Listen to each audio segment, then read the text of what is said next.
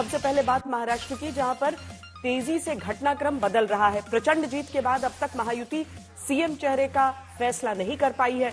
BJP, Shiv Sena और NCP में अब तक एक राय नहीं बन पाई है। बड़ी खबर यह है कि देवेंद्र फडणवीस के साथ साथ शिवसेना और एनसीपी के नेताओं को भी दिल्ली बुलाया गया है। इससे पहले खबर आई थी कि थोड़ी देर में एकनाथ शिंदे प्रेस कॉन्फ्रेंस करेंगे, लेकिन अब महायुति के तीनों दलों के नेताओं को दिल्ली बुलाने की खबर आई है।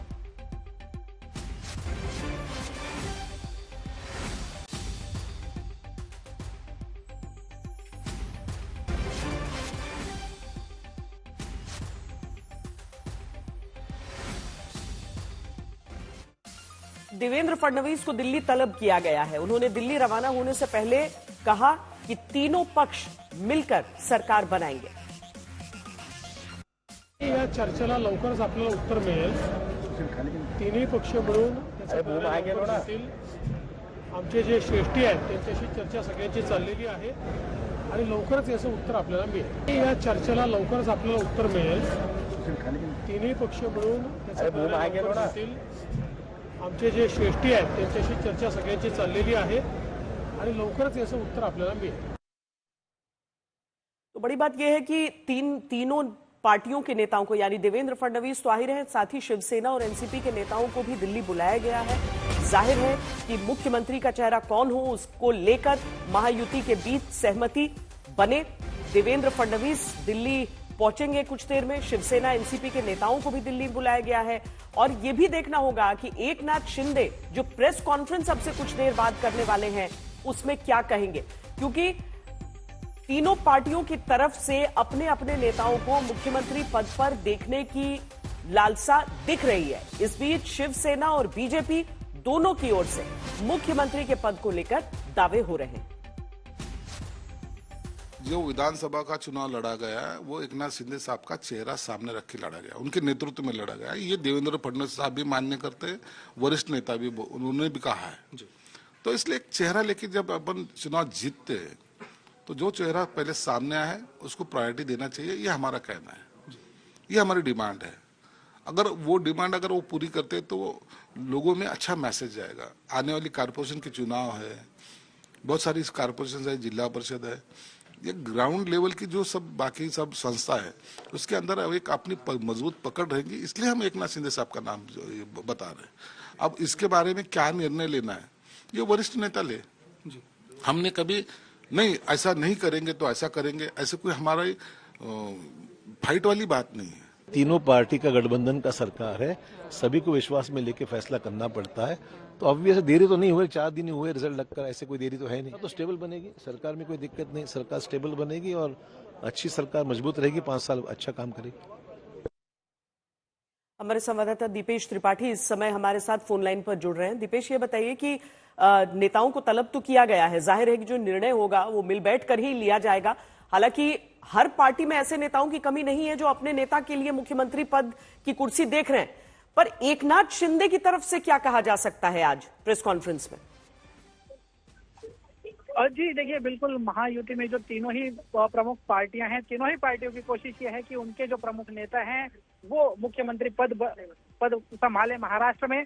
और एकनाथ शिंदे की जो शिवसेना है उनकी तरफ से ये पहले दिन से ही कहा जा रहा है कि एकनाथ शिंदे ही मुख्यमंत्री बने। भले ही महायुति का जो चेहरा घोषित नहीं हुआ था मुख्यमंत्री का, लेकिन एकनाथ शिंदे के नेतृत्व में चुनाव लड़ा गया था और इसीलिए इतनी ज्यादा सीटें आई, ऐसा जो शिवसेना के नेता हैं उनका दावा है। तो उनका ये कहना है कि जाहिर तौर पर मुख्यमंत्री एकनाथ शिंदे को बनना चाहिए। लेकिन बीजेपी की जो नेता है, प्रमुख नेता है, उनका ये मानना है कि अगर 133 सीटें लाकर भी देवेंद्र फडणवीस मुख्यमंत्री नहीं बनते या बीजेपी का कोई मुख्यमंत्री नहीं बनता तो इससे जो नेता हैं, जो कार्यकर्ता हैं, उनके मनोबल पर असर पड़ेगा।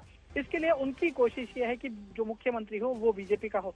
लेकिन अब देखना ये होगा कि एकनाथ शिंदे अब थोड़ी ही देर में मीडिया से मुखातिब होंगे और क्या वो कहते हैं, उनका क्या कहना होगा, क्योंकि ये चुनावों के बाद से जो चुनाव के दिन के पत्रकार परिषद उसके पास से पहली बार है जब एकनाथ शिंदे मीडिया से बात करेंगे और अपनी बात रखेंगे। उनके और बीजेपी के बीच कुछ बात हुई है क्या, या क्या समझौता हुआ है, इसको लेकर वो क्या कहते हैं, इस पर थोड़ी ही देर में खुलासा हो जाएगा।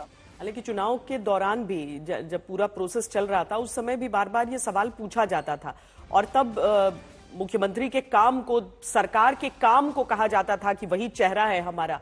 और अब दिक्कत की बात यह है कि वो चेहरा जो है, काम का चेहरा तो बैठ नहीं सकता है। और इसमें क्या एकनाथ शिंदे इस बात को स्वीकार कर पाएंगे? जैसे रामदास अठावले भी कहते हैं ना कि एकनाथ शिंदे को दिल्ली चले जाना चाहिए और यहां पर उन्हें यह देखना चाहिए कि देखिए, एक बार तो देवेंद्र फडणवीस ने भी मुख्यमंत्री छोड़कर उप मुख्यमंत्री के पद पर बैठने के लिए तैयार हो गए थे। पर इस तरह की मैच्योरिटी, इस तरह की परिपक्वता क्या दिख रही है आपको इस गठबंधन के भीतर? क्या जो भी फैसला होगा वो स्वीकार्य होगा की बात नेता कह रहे हैं? जी देखिए, सीएम पद पर कौन होगा इसको लेकर एकमत होता हुआ तो फिलहाल तीनों ही पार्टियों में नहीं दिखाई दे रहा है। अजित पवार की पार्टी एनसीपी भले ही थोड़ी बैकफुट पर है, इस बात को लेकर उनकी तरफ से इतना क्लेम नहीं हुआ है जितना एकनाथ शिंदे या बीजेपी के द्वारा हो रहा है। लेकिन एकमत होते हुए तो साफ तौर पर ये नजर नहीं आ रहा है, क्योंकि शिवसेना भी पहले ही दिन से आक्रामक है कि उनको सीएम पद मिले, एकनाथ शिंदे ही उनके सीएम बने। क्योंकि जो जीत, इतनी बड़ी जीत मिली है, भले ही बीजेपी को ज्यादा सीटें मिली हो, बीजेपी की ज्यादा सीटें आई, लेकिन वो ज्यादा सीटों पर लड़े थे। और जो जीत का एक मुख्य कारण है वो एकनाथ शिंदे हैं, जो उन्होंने आखिर में निर्णय लिए, जिस तरीके से वो जनता के लिए हमेशा अवेलेबल रहते थे। तो शिव सैनिकों का जो मानना है, जो शिवसेना के नेता है उनका मानना है कि सीएम पद पर एकनाथ शिंदे का होना चाहिए। लेकिन वही बीजेपी का इससे विपरीत है। बीजेपी का कहना है कि बीजेपी का कोई नेता इस पर होना चाहिए और इसलिए ये सीएम का पेज जो है महाराष्ट्र में अब तक फंसा हुआ है। लेकिन ये देखना अहम होगा कि आज सीएम एकनाथ शिंदे क्या घोषणा करते हैं और वो क्या कहते हैं, क्योंकि जाहिर तौर पर सरकार क्लियर मैंडेट जो है वो महायुति के साथ है, लेकिन अभी भी सीएम पद को लेकर बात स्पष्ट नहीं हुई है, जिसकी वजह से महाराष्ट्र में अब तक सरकार का गठन नहीं हुआ है। लेकिन जैसे ही सीएम का पेज सुलझ जाएगा, वैसे ही महाराष्ट्र में सरकार कब बनेगी, कौन कौन शपथ लेगा, ये भी स्पष्ट हो जाएगा। लेकिन सबसे अहम सवाल है वो सीएम कौन होगा। किसी भी वक्त ये प्रेस कॉन्फ्रेंस हो सकती है। दीपेश, लाइन पर आप बने रहिए हमारे साथ। शिवसेना सांसद नरेश म्हास्के ने कहा है कि बिहार की ही तरह महाराष्ट्र में भी सरकार का फॉर्मूला तय हो।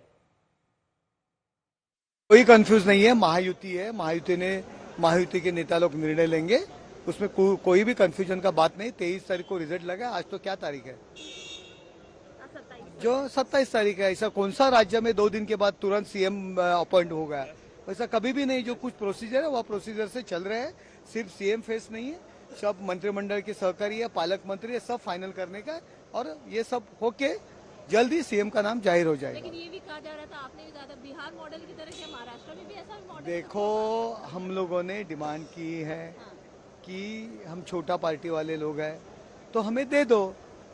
मांग तो करने में कोई प्रॉब्लम नहीं है, वो मांग की थी, बिहार में जैसा दिया वैसा हमें भी दे दो। बीजेपी नेता सुधीर मुंगटीवार ने आज तक से एक्सक्लूसिव बातचीत में कहा कि बीजेपी का नंबर सबसे ज्यादा है, मुख्यमंत्री बीजेपी का ही होना चाहिए, फाइनल फैसला पीएम और अमित शाह लेंगे। महाराष्ट्र के चुनाव के नतीजे जब से आए हैं, यहाँ पे सभी लोग ठिठुर रहे हैं। नहीं, ऐसा है, सभी लोग नहीं ठिठुर रहे, सिर्फ महाविकास आघाड़ी वगैरह ठिठुर रहे। हमें तो ऊर्जा है, एनर्जी है, काम करने की इच्छा है और संकल्प भी बड़ा मजबूत है, दृढ़ है। हम एक है तो सेफ है, बटेंगे तो कटेंगे। शिवसेना के एक विधायक है, उन्होंने भी पोस्ट किया है कि एक नाथ है तो सेफ है।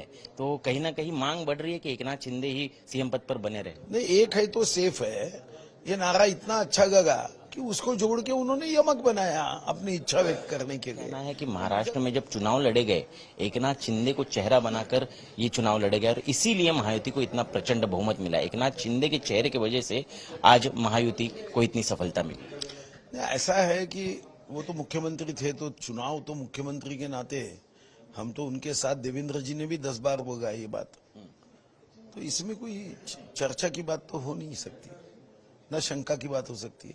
अब निर्णय क्या होगा ये तो हमारे वरिष्ठ तय करते हैं। क्या होता है, सरकार बनाने में जल्दबाजी वहां होती है जब किसी और की सरकार होती है और चुन के दूसरी आती है। यहाँ तो हम केयर टेकर गवर्नमेंट में, तो हमको क्या चाहिए? मुझे नहीं लगता। हम अभी भी काम कर रहे हैं। अभी मैंने कल बैठक की पॉलिटेक्निक कॉलेज के हिसाब से। दरअसल महाविकास आघाड़ी की तरफ से भी जब चुनाव के दौरान पूछा जाता था तो वहां से तो स्पष्ट एक बात आती थी कि जो सबसे बड़ी पार्टी होगी, हालांकि सब एक राय उसको भी लेकर भी नहीं हुए थे। लेकिन महायुति में अभी तक जो सभी पार्टियां हैं वो कहती रही कि आगे निर्णय होगा, आगे निर्णय होगा, और आगे वो दिन आ गया है जब अब निर्णय होना ही है। और तब क्या सहमति किसी भी तरीके से बन सकती है? पीयूष मिश्रा हमारे साथ जुड़ रहे हैं। पीयूष, केवल राज्य की बात होती तो अलग चीज थी, केंद्र में भी अगर हम भारतीय जनता पार्टी और कुल मिलाकर एनडीए की स्थिति को देख लें तो एक एक सांसद अहम होता है, इसीलिए एक एक पार्टनर अहम है, इसीलिए महाराष्ट्र में कोई एक तरफा फैसला लिया नहीं जा सकता है। आम राय की तरफ बढ़ती कितना नजर आ रही है आपको महायुति?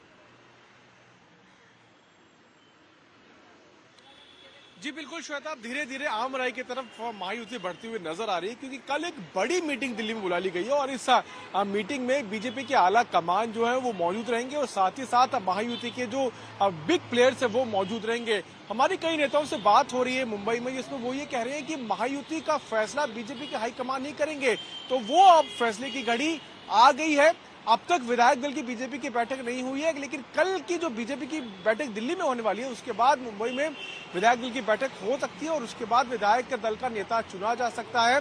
हालांकि अजित पवार की पार्टी ने यह साफ कर दिया है कि अजित पवार को मुख्यमंत्री पद फिलहाल नहीं चाहिए, लेकिन एकनाथ शिंदे की जो पार्टी है, उनके विधायक है, वो बढ़ चढ़ कर ये बात कर रहे हैं। उन्होंने हमसे ये तक कहा कि चुनाव से पहले जैसी लोकसभा चुनाव का नतीजा आया था उस वक्त जब महायुति की हालत काफी खराब हुई थी और बहुत बेकार प्रदर्शन महायुति का रहा था, तो उसके बाद बीजेपी के शीर्ष नेतृत्व ने एकनाथ शिंदे को यह वादा किया था कि अगर 2024 के विधानसभा चुनाव में महायुति को मेजोरिटी मिलती है तो एकनाथ शिंदे ही मुख्यमंत्री रहेंगे।